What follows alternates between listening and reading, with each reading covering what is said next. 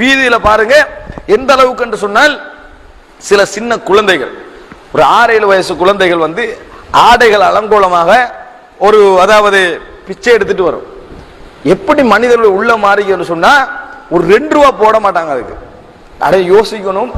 நீ இது மாதிரி உண்ட வீட்டுல உள்ள ஒரு பொம்பளை பிள்ளைக்கோ ஒரு ஆம்பளை பிள்ளைக்கோ ட்ரெஸ் வாங்கி கொடுக்கணும் என்றும், அதுல குவாலிட்டியான ட்ரெஸ்ஸை வாங்குறதுக்கு 1.5 மணித்தியாலத்தை உண்ட பிசினஸுக்குரிய 1.5 மணித்தியாலத்தை செலவழிக்கிறதும், அது மாத்திரமல்ல அந்த ட்ரெஸ் கட்டையா இருந்ததுக்காக வேண்டி திருப்பி போய் ஒரு வாகனம் எடுத்து போய் அதை மாத்திட்டு வாரதும், அதுல வாங்குற ஸ்லீப்பர் சைஸாக இருக்கணும் என்பதற்காக வேண்டியும் அது அழகாக இருக்கணும் என்பதற்காக வேண்டியும் பாடுபடுறது. என்ன ஒரு அழகெல்லாம் நீ செய்யறாய். ஒரு சின்ன புள்ள 2 ரூபா கேட்ட உடனே எப்படி உணர்வு மாறு தெரியுமா? என்ன சொல்றேன் தெரியுமா? பழக்கப்படாது சின்ன பிள்ளைகளுக்கு பிச்சை கேட்டு.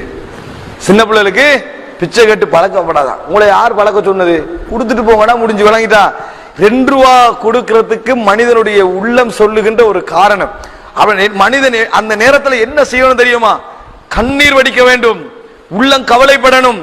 அல்லாஹ் ஒண்ணு இந்த வாகனத்துல வச்சுக்கிறான், இந்த புள்ளையோட குடும்பம், இதனுடைய வாழ்க்கை, இதனுடைய எதிர்காலம், நம்ம பார்க்கக்கூடிய இந்த உலக வாழ்க்கையில பார்த்தா எல்லாத்தையும் வீதியில வச்சுக்கிறான். அவர்களுடைய சந்தோஷம் சாப்பாட்டில் மட்டும்தான். அவங்களுடைய உச்சகட்ட சந்தோஷம் எது?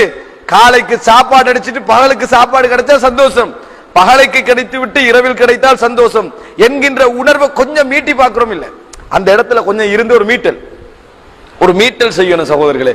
அப்படி செய்யறதுக்கு எங்களுக்கு டைம் இல்ல. பிச்சை கொடுக்கறாங்க கூட 2 ரூபா கொடுத்தா அப்படி போயிடுறாங்க, அவ்வளவுதான். 2 ரூபா கொடுத்தாச்சு அப்படி போயிட்டாச்சு என்ற நிலைமையில தான் நாங்க இருக்கிறோம். ஆனால் இந்த இடம் நம்ம சிந்திக்க வேண்டிய இடம்.